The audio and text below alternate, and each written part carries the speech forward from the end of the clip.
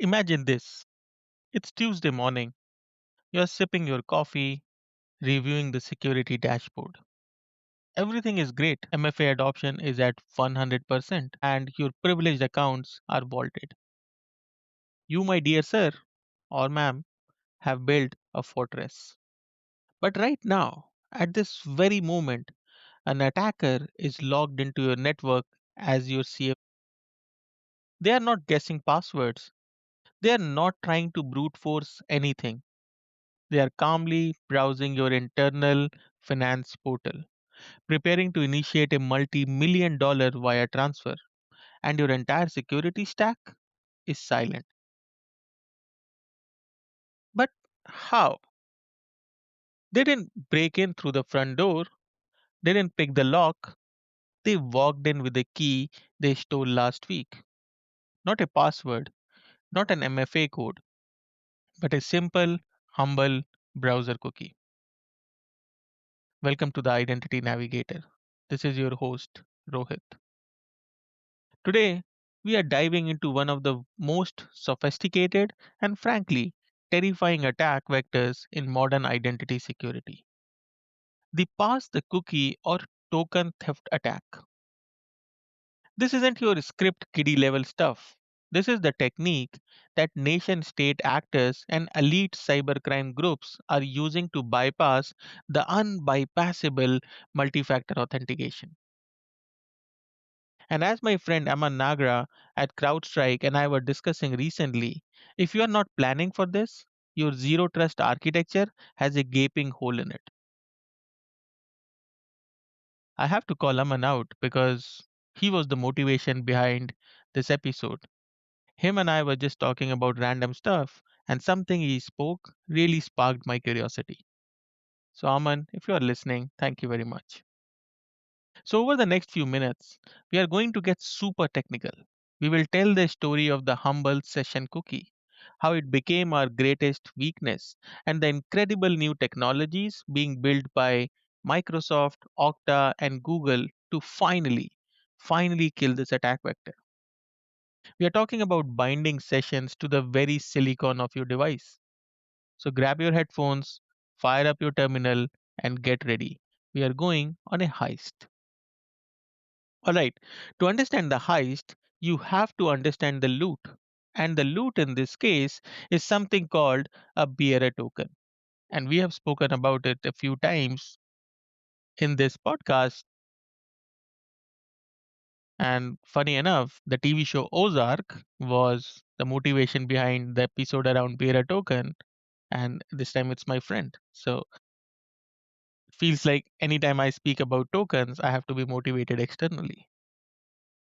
Now, in the world of identity, there are two fundamental types of tokens, bearer token and proof of possession tokens. Now, I know what you are, the purist among you are thinking, but Rohit, there are too many other types of tokens. Yep, I'm generalizing a little bit. But at a broad level, we have two types of tokens, bearer tokens and proof of possession tokens. Think of it like a bearer token is like a physical key card to a hotel room. The rule is simple. Whoever bears the key card gets in. The door lock doesn't ask for your photo ID.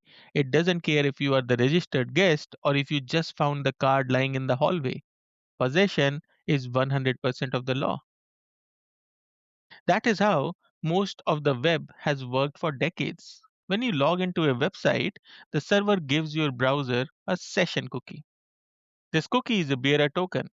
With every single click you make, every page you visit, every action you take, your browser dutifully persists or presents this cookie. See, it says, I have the key card, let me in. And the server, who is like a tired, overworked bouncer at a massive nightclub, just glances at the ticket. It sees a valid signature, a valid expiration date, and it waves you through. Go on in, it mutters, before turning to the next of a million requests. That's a pretty famous nightclub. It's not running a full background check on you every single time you ask for a drink. It cannot, it's too inefficient. Technically, this is your cookie header in an HTTP request, often containing a JWT, JSON Web Token or JWT. or some other session identifier. It's just a fancy name for a string of text, a magic string that grants access. For a long time, this was fine. We protected the initial login with a strong password. Then we added MFA. We figured if the front door is locked, the key card inside is safe, right? Wrong. The attacker stopped trying to pick the lock on the front door. They realized it was easier to just steal the key card from someone who was already inside. So, if the cookie is the key card, how are the bad guys stealing it? It's not like they can physically reach into your browser, or can they? There are a few primary methods, and believe me, they are slick. First, you have the straightforward smash and grab infostealer malware. Think of malware like Redline or Vidar. This isn't a ransomware that announces itself, it's silent, it's a ghost.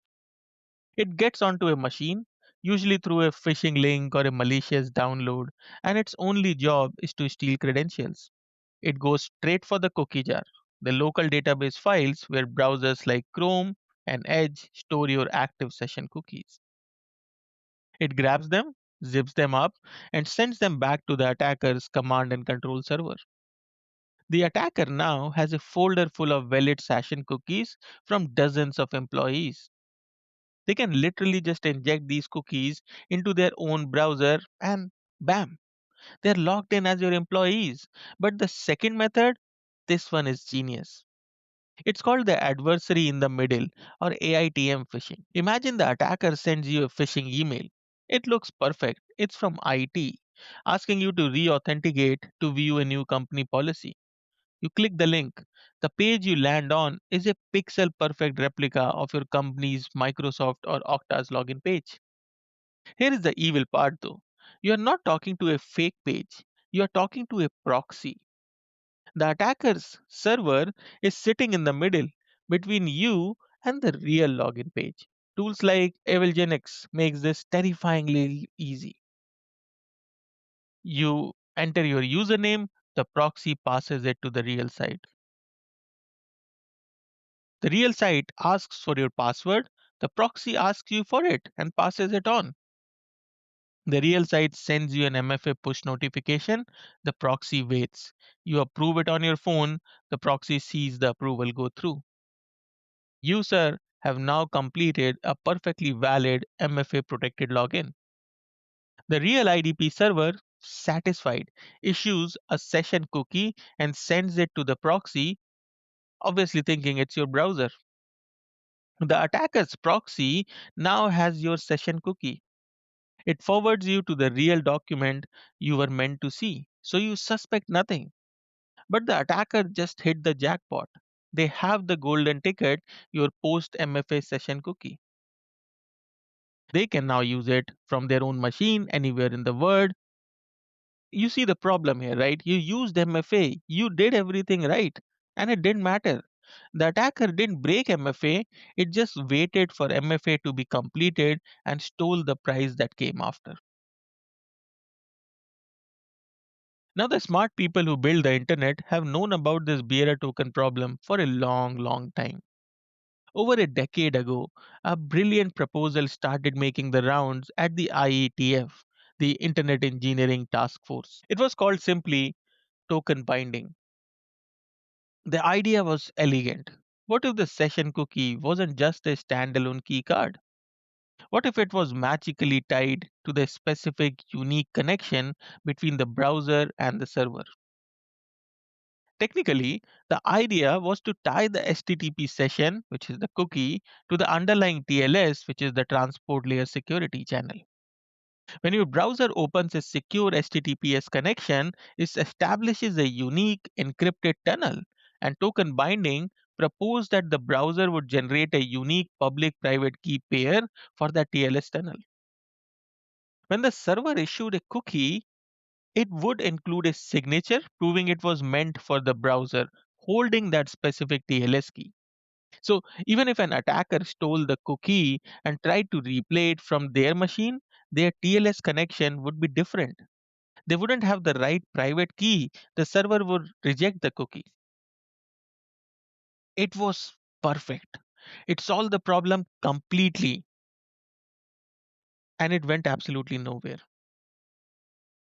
Because it was a classic chicken and egg dilemma. For it to work, the browsers needed to implement it like Chrome and Firefox, etc. They needed to implement it, and the servers needed to implement it like Microsoft, Google, all the big web apps. The browser vendors said, why should we build this if no server supports it? And the server vendor said, why should we build this if no browsers support it? It died a slow, silent death. What a shame. It was a cautionary tale in tech standards. A perfect solution is useless without adoption. It was like a UN resolution that everyone agrees it's fantastic idea, but nobody actually bothers to impose or enforce. A ghost of what could have been. Now, before I get political, which I have no understanding or expertise in, I will stick to the session and the tokens and the cookies.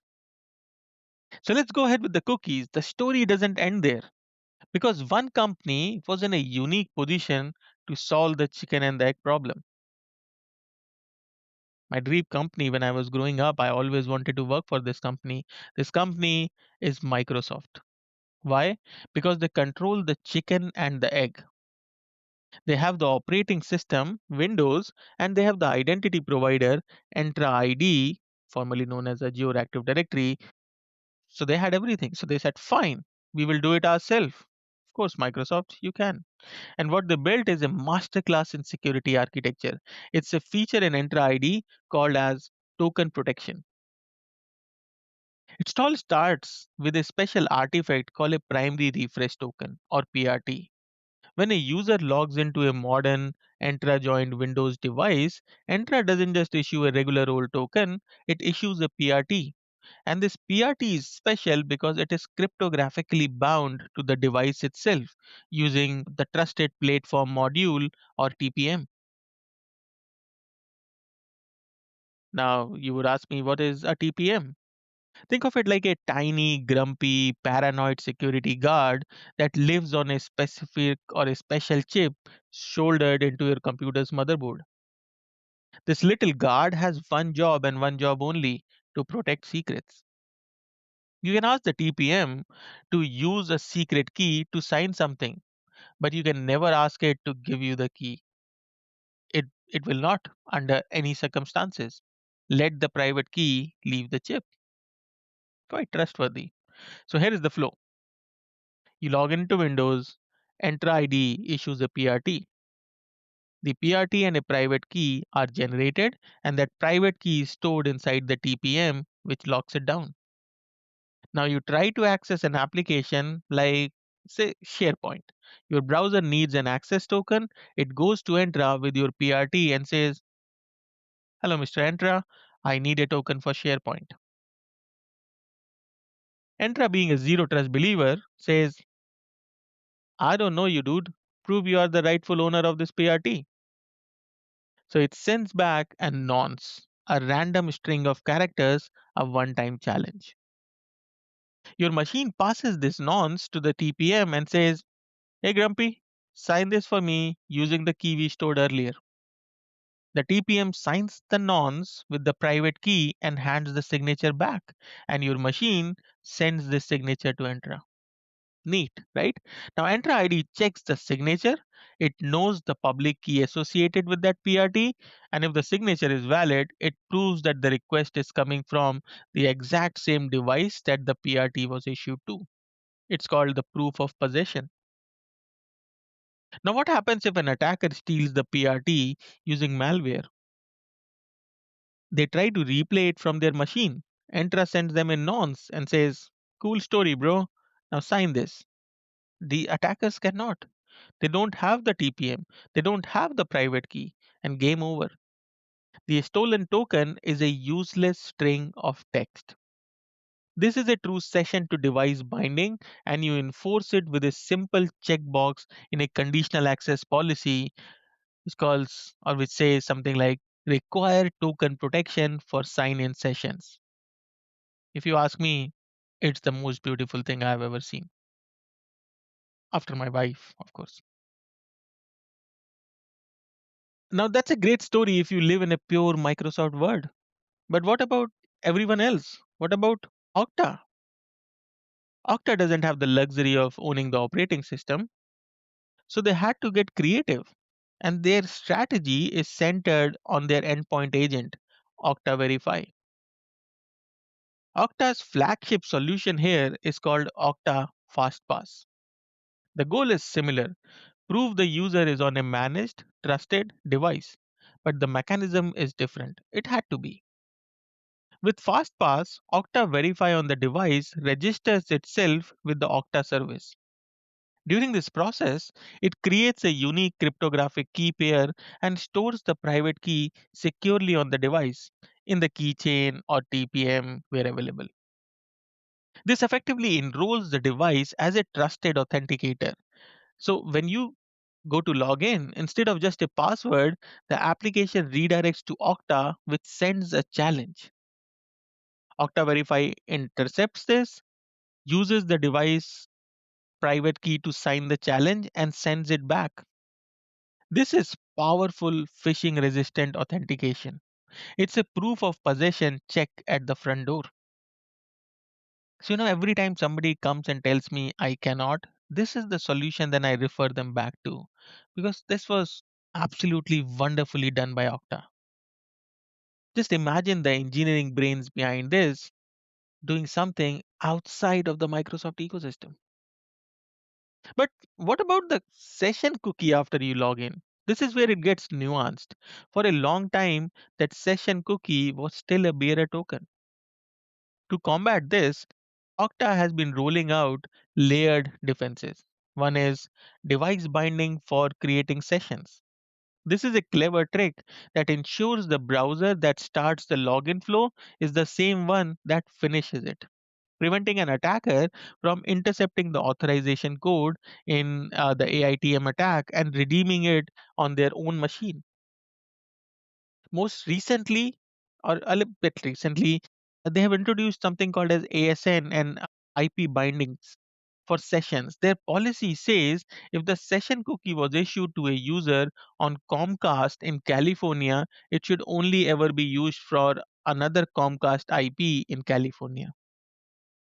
If a request suddenly comes from a data center in Romania, Okta flags it as suspicious and can terminate the session. So let's contrast the two philosophies.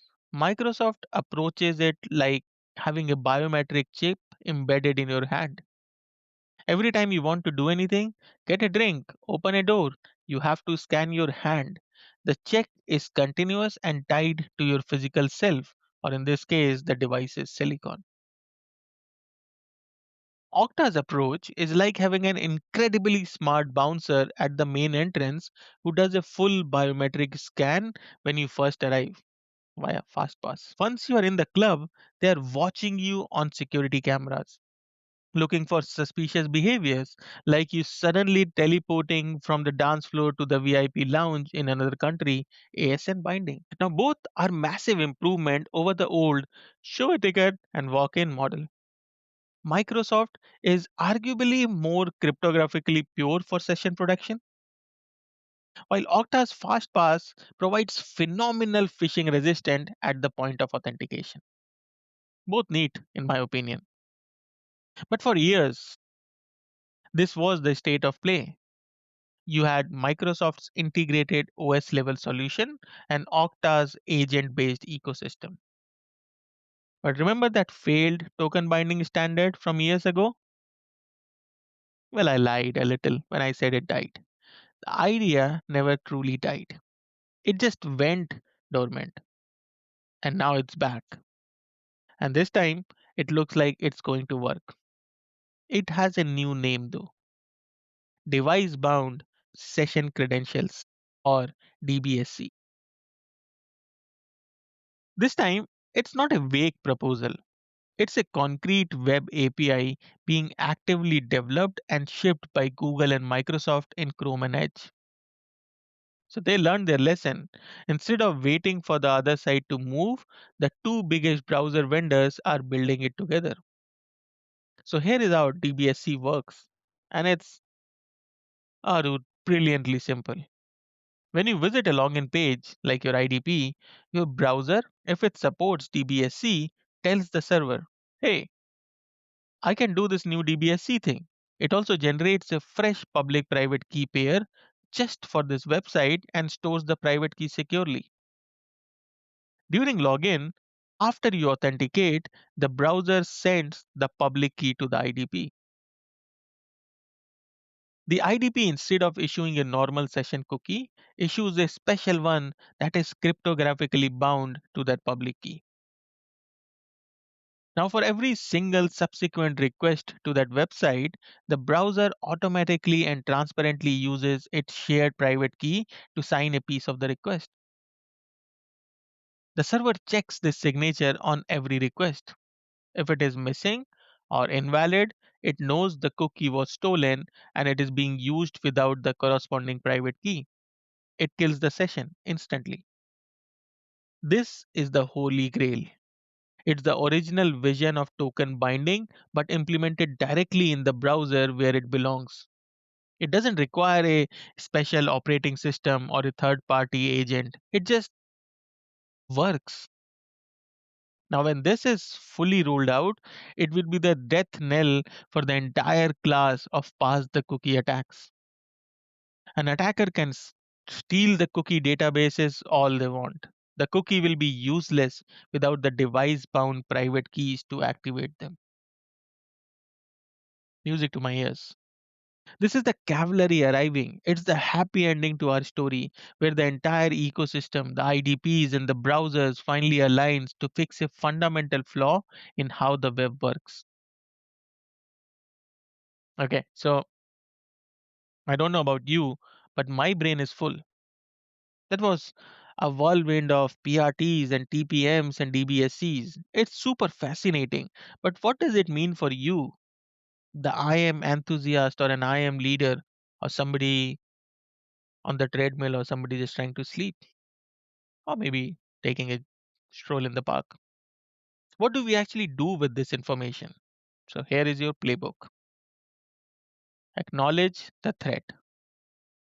The first step is admitting you have a problem. Pass the cookie is not a theoretical attack. It is happening and it is successful.